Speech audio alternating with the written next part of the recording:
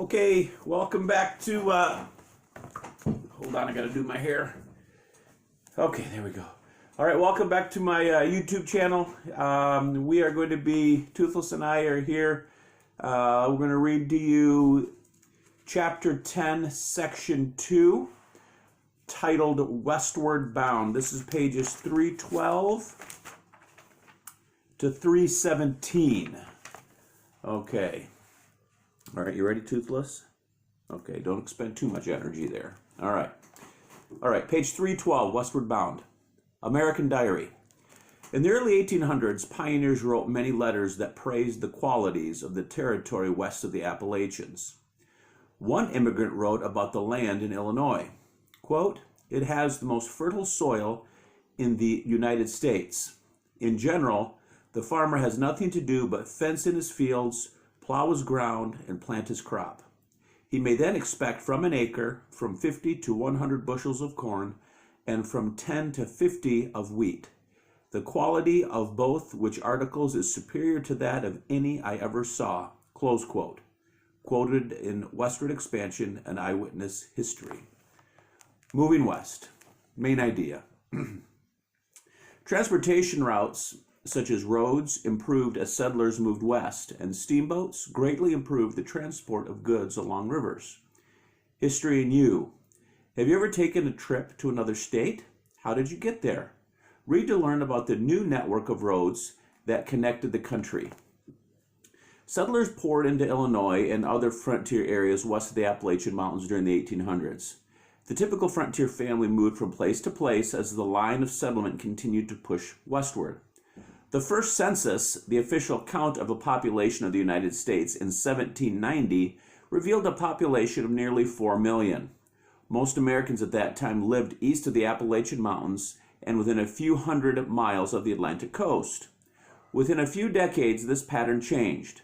The number of settlers heading west increased dramatically. In 1811, a Pennsylvania resident reported seeing 236 wagons filled with people and their possessions traveling on the road to Pittsburgh. A man in Newburgh, New York, counted 60 wagons rolling by in a single day. By 1820, just 30 years after the first census, the population of the United States had more than doubled to about 10 million people. Nearly 2 million of these people lived west of the Appalachians. Traveling west was not easy. The 363-mile or 584-kilometer trip from New York City to Buffalo could take as long as 3 weeks. A pioneer family moving west faced hardships and dangers along the way. Roads and turnpikes. The nation needed good inland roads for travel and for the shipment of goods. Private companies built many turnpikes or toll roads.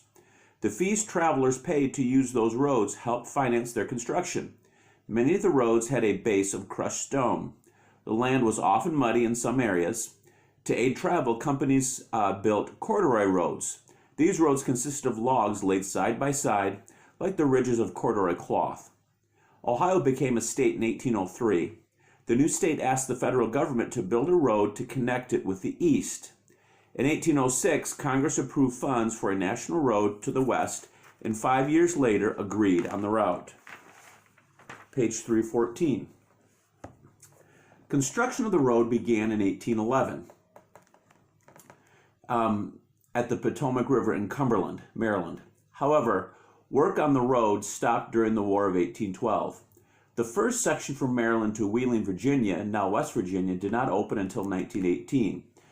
The route closely followed that of a military road built by George Washington in 1754. In later years, the national road reached Ohio and continued on to Vandalia, Illinois. Congress viewed the national road as a military necessity, but it did not take on any other road building projects. River travel. River travel had definite advantages over travel by wagon and horse. It was far more comfortable than traveling by roads, which were at the time often nothing more than wide, rough paths. Also, boats or river barges could carry far larger loads of farm products or other goods than a wagon. River travel had two problems, however. The first was a result of the geography of the eastern part of the United States. Most major rivers in the region flowed in a north-south direction, not east-west, the direction in which most people and goods were headed. Second, traveling upstream by barge against the current was extremely difficult and slow. Steam engines were already being used in the 1780s and 1790s to power boats in quiet waters. Inventor James Rumsey equipped a small boat on the Potomac River with a steam engine. John Fitch, another inventor, built a steamboat that navigated the Delaware River. Neither boat, however, had enough power to withstand the strong currents and winds found in and along the large rivers or open bodies of water. Now, in 1802, Robert Livingston, a political and business leader, hired Robert Fulton to develop a steamboat with a powerful engine. Livingston wanted the steamboat to carry cargo and passengers up the Hudson River from New York City to Albany. In 1807, Fulton had his steamboat, the Clermont, ready for a trial on the Hudson. A newly designed engine powered the boat. The Clermont made a 150-mile or 241-kilometer trip from New York City to Albany in the unheard of time of 32 hours, using only sails. The trip would have taken 4 days. About 140 feet or 43 meters long and 14 feet or 4 meters wide, the Clermont offered great comforts to its passengers. They could sit or stroll about on the deck. At night, they could relax in the sleeping compartments below deck. The engine was noisy, but its power provided a fairly smooth ride. Steamboats ushered in a new age in river travel. They greatly improved the transport of goods and passengers along major inland rivers. Shipping goods became cheaper and faster. Regular steamboat service began along the Mississippi River between New Orleans and Natchez, Mississippi in 1812. Steamboats also contributed to the growth of other river cities like Cincinnati and St. Louis. By 1850, some 700 steamboats were carrying cargo and passengers within the United States. Reading check. Identifying what advantages did river travel offer? Next section, canals. Main idea. Business and government officials developed a plan to build a canal to link the eastern and western parts of the country. History and you. Have you ever worked long and hard to build something? Read to learn about the accomplishment of thousands of laborers who constructed the Erie Canal. Steamboats were a great improvement in transportation, but their routes depended on the existing river system. Because most major rivers in the eastern United States flowed north to south, steamboats could not effectively tie together the eastern and western parts of the country. Business and government officials led by DeWitt Clinton in New York developed a plan to link New York City with the Great Lakes region. They would build a canal, an artificial waterway, across New York State. The canal would connect Albany on the Hudson River with Buffalo on Lake Erie. Page 316. Building the Erie Canal. Thousands of laborers, many of them Irish immigrants, worked on the construction of the 363-mile, 584-kilometer Erie Canal. Along the canal, they built a series of locks, separate compartments in which water levels were raised or lowered. Locks provided a way to raise and lower boats at places canal levels changed. Construction of the canal proved dangerous for workers. Diggers were buried when canal beds collapsed, and others died in blasting accidents. The swamps in which they toiled led to disease among the workers. After more than 2 years of construction, the Erie Canal opened on October 26, 1825. Clinton boarded a barge in Buffalo and traveled on the canal to Albany. From there, he sailed down the Hudson River to New York City. As crowds cheered, the officials poured water from Lake Erie into the Atlantic Ocean. Improving canal travel. In its early years, the Erie Canal did not allow steamboats. Their powerful regions could damage the canal's earth and embankments. Instead, teams of mules or horses hauled the boats and barges. A 2-horse team pulled a 100-ton barge about 24 miles or 39 kilometers in one day. This was fast compared with travel by wagon. In the 1840s, the canal banks were reinforced to accommodate steam tugboats that could pull the barges. The success of the Erie Canal led to an explosion in canal building. By 1850, the United States had more than 3,600 miles or 5,794 kilometers of canals.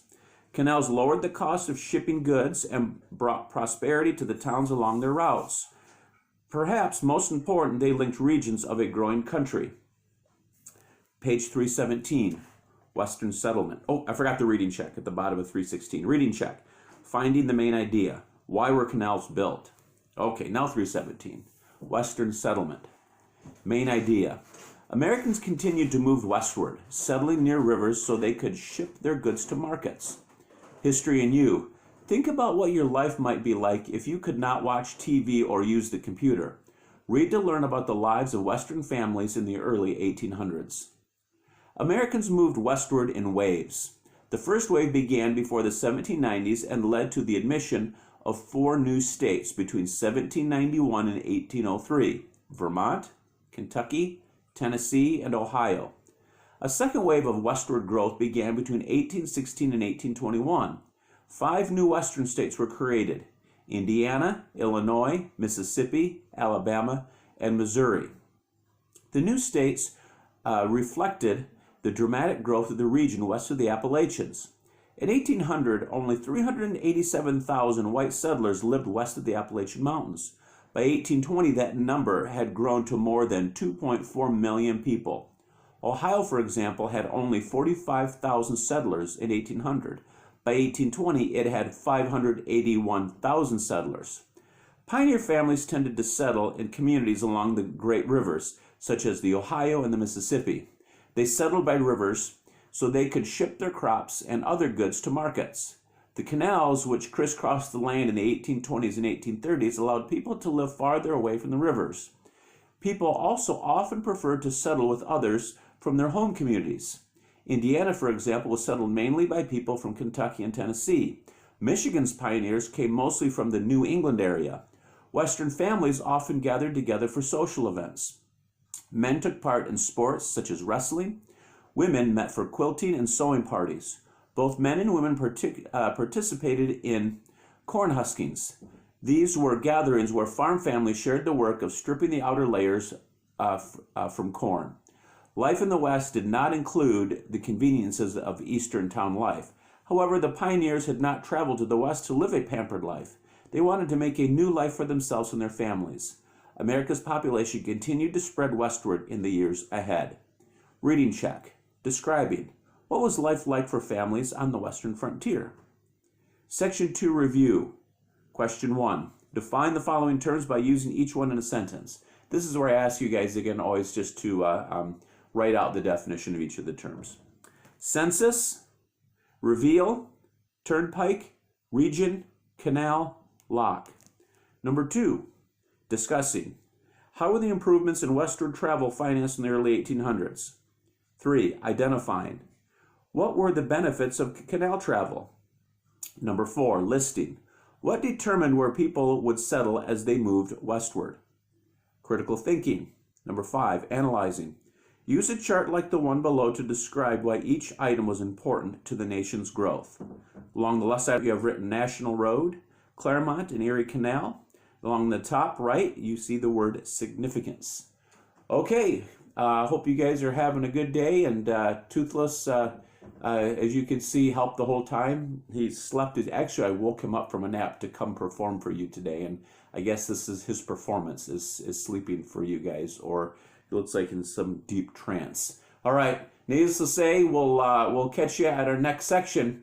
Coakley out, and Toothless out.